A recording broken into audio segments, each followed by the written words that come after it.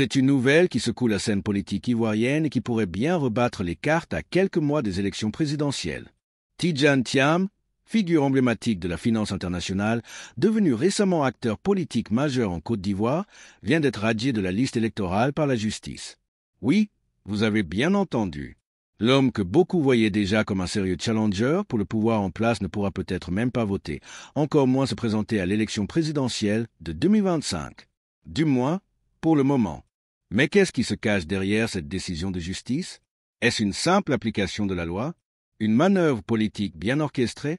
Ou alors, un obstacle légitime lié à des règles claires, mais mal comprises du public?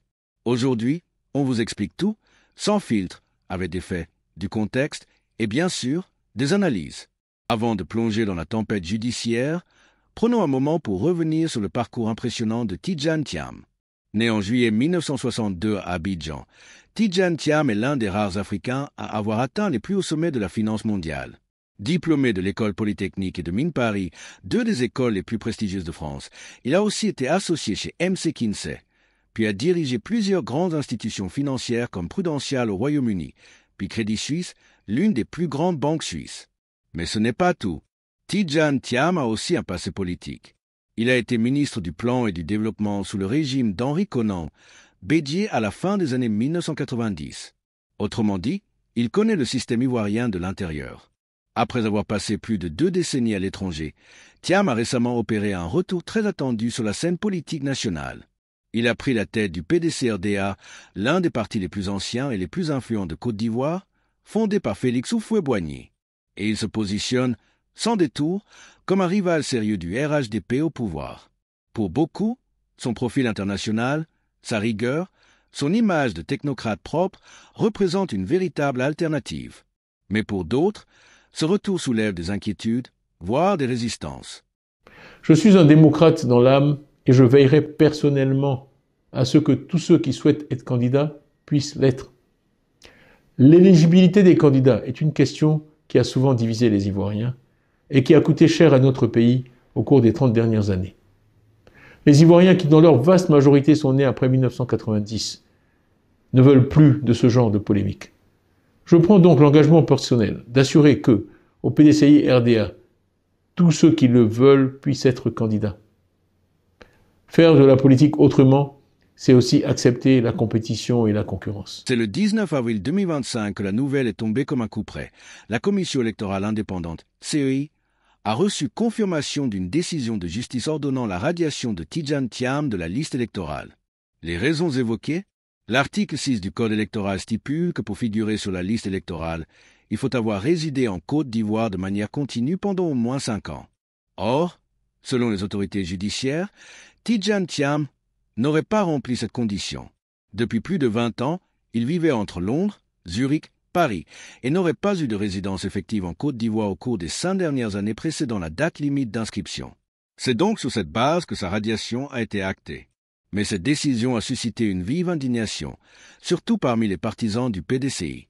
Pour eux, il ne s'agit ni plus ni moins que d'un acharnement politique, d'une tentative de barrer la route à un candidat trop menaçant pour le pouvoir. Alors, erreur administrative, application froide de la loi ou manipulation politique? La notion de résidence effective est au cœur de cette affaire. En effet, dans le Code électoral, l'article qui parle de la résidence ne précise pas les modalités de contrôle. Il parle de manière assez vague de résidence continue. Cela laisse place à l'interprétation et à la controverse. Les avocats de Tidjane Thiam affirment que leur client, même s'il était physiquement absent du territoire pendant une grande partie de l'année, a toujours maintenu une résidence administrative en Côte d'Ivoire, a voté lors des dernières élections locales et est revenu régulièrement pour des missions, des rencontres politiques et même pour organiser sa prise de fonction à la tête du PDCI. D'un autre côté, les services de l'État soutiennent qu'une résidence doit être réelle, continue et justifiée par des preuves comme des factures, des documents de domicile, une présence administrative constante. Mais pourquoi maintenant? Pourquoi cette décision tombe-t-elle à peine quelques mois après l'annonce de sa volonté de briguer la magistrature suprême? Les partisans du PDCI dénoncent une stratégie d'exclusion. Et les réseaux sociaux se sont rapidement embrasés. On a peur de Tidjane Thiam, on veut l'écarter du jeu avant même le début de la campagne, pouvait-on lire dans de nombreux commentaires. Il faut bien le dire, en Afrique, Les cas de radiation ou d'élimination politique avant une élection ne sont pas rares. On se souvient de Laurent Gbagbo, radié à un moment donné. On se souvient d'autres figures dans plusieurs pays du continent, empêchées de se présenter pour des raisons judiciaires ou administratives, souvent jugées arbitraires. Est-ce le cas ici? Difficile de trancher avec certitude. Mais ce qui est clair, c'est que la montée en puissance de Tidjane Thiam a dérangé certains cercles. Son profil, son éloquence, sa stature internationale, sa rigueur et sa capacité à rassembler en font une figure à surveiller. Il dérange car il ne sort pas du moule habituel. Il ne vient pas avec les codes classiques de la politique ivoirienne. Il représente une rupture, une menace pour ceux qui veulent garder le pouvoir coûte que coûte. Radié de la liste électorale, c'est tout simplement l'empêcher de déposer sa candidature. C'est l'éliminer avant le début du match. La réaction du PDCI ne s'est pas fait attendre. Dès l'annonce de la décision, le parti a dénoncé une injustice flagrante et annoncé qu'il allait déposer un recours devant le Conseil constitutionnel. Plusieurs figures politiques se sont exprimées pour défendre Tidjane Thiam, évoquant un complot d'État. Des manifestations ont été signalées dans plusieurs villes, notamment à Yamoussoukro et à Abidjan. Des jeunes militants sont descendus dans la rue, brandissant des pancartes « Thiam ou rien, la démocratie en danger, non à l'exclusion ». Du côté du pouvoir, on essaie de calmer le jeu. On parle d'une application de la loi, d'un traitement neutre et administratif. Mais le silence de certaines autorités, comme le président de la République ou le ministre de l'Intérieur, laisse planer le doute. Alors, que va-t-il se passer maintenant? Tidjane Thiam est-il définitivement écarté de la présidentielle de 2025? Pas encore. Le recours annoncé par ses avocats pourrait changer la donne.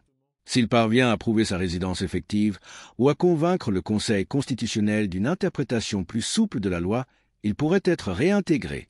Mais le temps presse. Le calendrier électoral avance. Et les adversaires n'attendent pas. Le RHDP est déjà en ordre de bataille. Le FPI prépare aussi sa stratégie. Pendant ce temps, le PDCI est en suspens.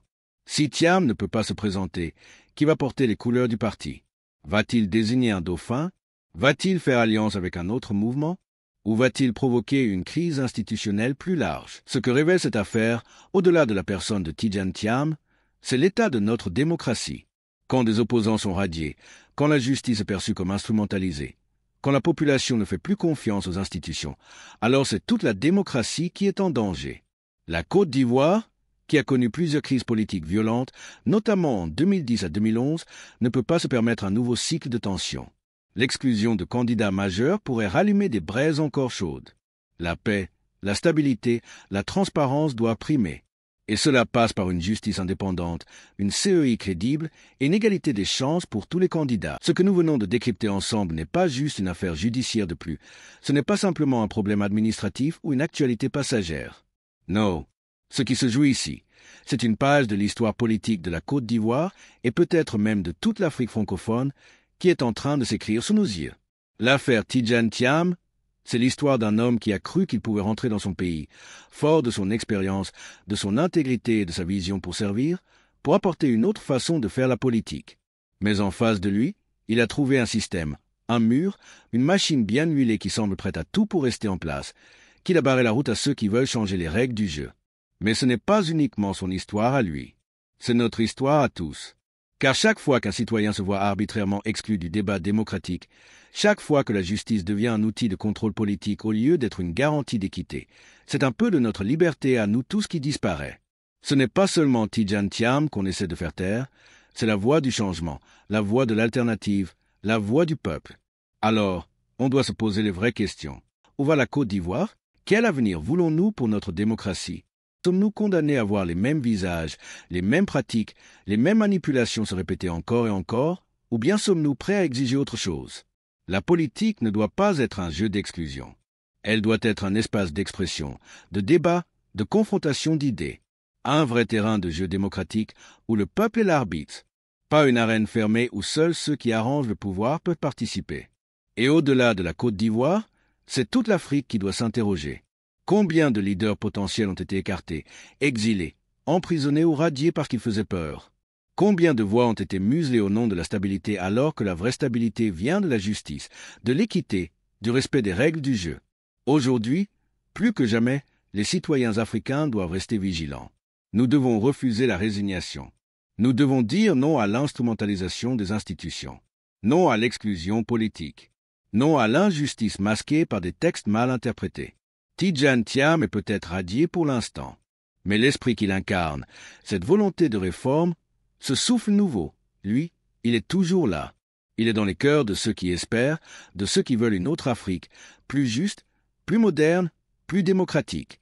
Alors, restons debout, restons attentifs, informons-nous, mobilisons-nous, car une démocratie forte ne se construit pas dans le silence ni dans la peur, mais dans le courage, la transparence et la vigilance citoyenne. Et toi, qui m'écoutes en ce moment, pose-toi cette question simple. Est-ce vraiment la démocratie que tu veux pour ton pays? Est-ce que tu veux d'un système qui choisit pour toi les candidats, ou bien veux-tu être libre de faire ton choix toi-même dans les urnes?